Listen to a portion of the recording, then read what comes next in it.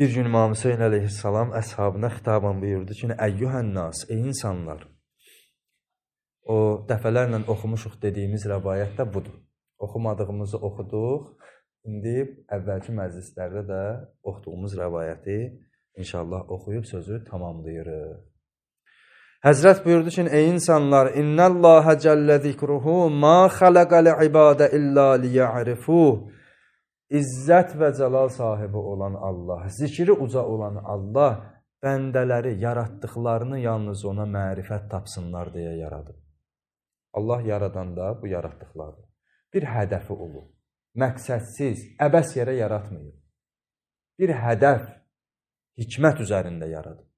Buyurur, Allah yaratdıqlarını yaradıb ki, ona mərifət tapsınlar, onu tanısınlar.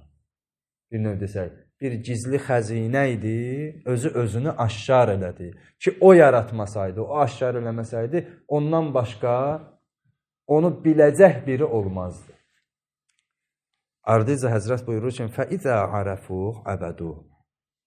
Elə ki, Allahı tanıdılar, bildilər, ona ibadət edəcəklər.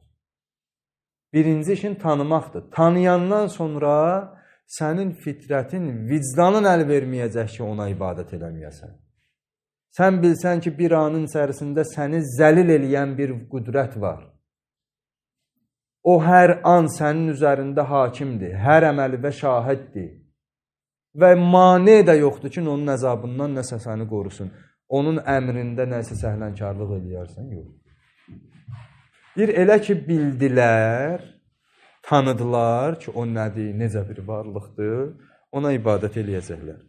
Fəizə, yaxşı, onu tanıyıb, ona ibadət eləməyin faydası nədir?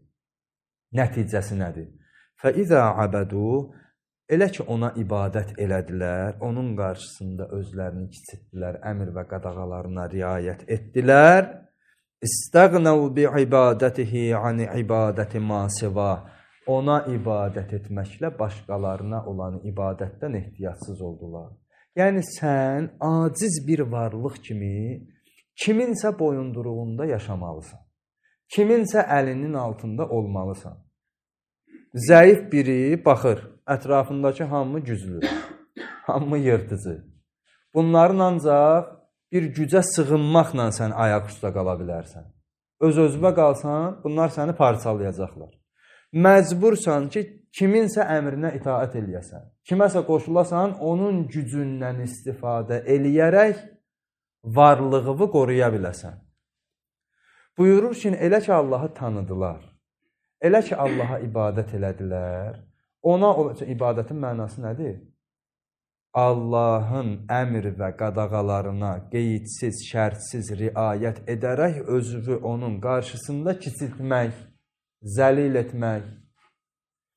Elə ki, deyir Allaha ibadət etdilər, ona ibadət eləməklə, yəni ona sığınmaqla, onun elminə, onun hikmətinə, onun qüdrətinə və sair və ilaxır, ona sığınmaqla, onun qarşısında özlərini kiçiltməklə, başqalarının qarşısında özlərini kiçiltməkdən ehtiyatsız oldular. Və bu mütləq qüdrət sahibinə pənah gətiribsə, qarşısındakı kim olursa olsun, nədən qorxacaq?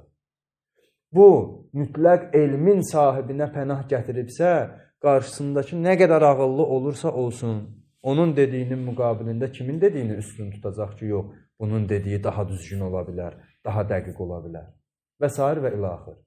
Həyatın onun əlində olduğunu bildiyi halda kimə gedib pənah aparar ki, mənim ölümümü məndən dəf elə, məni diri saxla. Ona görə Həzrət İmam Hüseyin əleyhissalam buyurur ki, Allah yaratdıqlarını yaradıb ki, ona mərifət tapsınlar. Elə ki, mərifət tapdılar, ibadət eləyəcəklər. Bunlar bir-birinə zəncirvari bağlıdır. Elə ki, ibadət elədilər, ona ibadət eləməklə başqalarına olan ibadətdən ehtiyatsız olurlar. Yəni, Allah qarşısında zəlil olmaqla, başqasının qarşısında zəlil olmaqdan ehtiyatsız olursan. Əgər Allahı Allah kimi tanısan, Allah kimi də əmr və qadağalarına riayət eləməlisən. Çünki sən onsuz da bu vəhşi təbiətdə ayaq üstə qalmaq üçün kiməsə, nəyəsə sığınmalısan. Ya maddi aləmdə, maddi bir şeyə, maddi bir gücə, ya da bu maddi və mənəvi aləmin hakimi olan mütləq qüdrət sahibinə. Kiməsə sığınmalısan. Bu sığındığın Allah olsa, Allahdan başqasına sığınmaqdan ehtiyatsız olacaqsan. Ardıca İmam əleyhissalam buyurur ki, bir nəfər buyurdu ki, ey Peyğəmbər övladı, atam anam sənə fəda olsun. Həmin o ilahi mərifət nə olan şeydir? Həzrət buyurdu ki, Ma'rifətu əhli kulli zamanin imaməhumullazi yəcibu aleyhum ta'atu. İlahi mərifət hər bir zamanın əhlinin öz zəmanəsinin itaəti vacib olan imamına olan mərifətidir. Bir də təkrarlayıram. İlahi mərifət bütün zamanlarda o zamanda yaşayan kəslərin, o zamanın əhlinin onların üzərində itaəti vacib olan imamı tanımaqdan ibarətdir. Bu olsa, bu olmamış olsa, sən özünü Allah tanıyan kimi güman eləyəcəksən, amma əslində Allahdan başqa bir şeyə ibadət etmiş olacaqsan, zehnində bir surət quracaqsan, özündə bir Allah yaradacaqsan, əl ayağı olan, qolu olan, gələn, gedən, saqqallı, filan, bəhman və yaxud da ki, elə aşkarda bir büt düzəldəcəksən. Necə ki, var da bütpərəstlər. Bir büt düzəldib, ona ibadət eləyir. Və biri, məsələn, günəşi biri Allah biləcək, biri, nə bilim, ayı Allah biləcək. Həzrət buyurur ki, ilahi mərifət bütün zamanların əhli üçün həmin o zamanda yaşayan insanların itaəti onların boynunda vacib olan imama olan mərifətdir. Niyə? Niyəsini, müqəddiməsini məbəs günü və xütbənin əvvəlində qeyd elədik. Çünki o olmamış olsa, həmin o məsum imam olmamış olsa, bu insanlar heyrətdə qalacaq, şəkk-i şübhə içərisində qalacaq, ixtilafda qalacaq. Həmin bu toplumun zövqlərini, duyğularını, hiss üzvləri ilə gəldikləri nəticələrdəki xətaları və s. və ilaxır ortadan qaldıracaq bir dənə qəlbi, kainatın qəlbini Allah-u Teala onların üzərində hakim eləyib ki və ona itaəti vacib eləyib ki, buna tabe ol, çünki sənin bütün faydağa və bütün zərərvə bələd olan odur.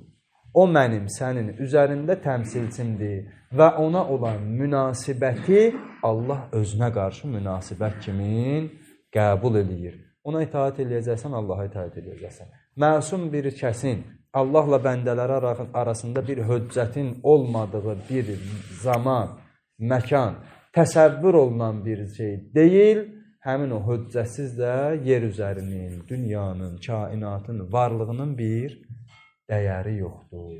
Ki, əgər bu yaratdıqları onun hikmətinə xidmət eləmirsə, onun hədəfinə uyğun yaşamırsa, Allahın bu kainatı, yer üzərini salim saxlamağının nə mənası var?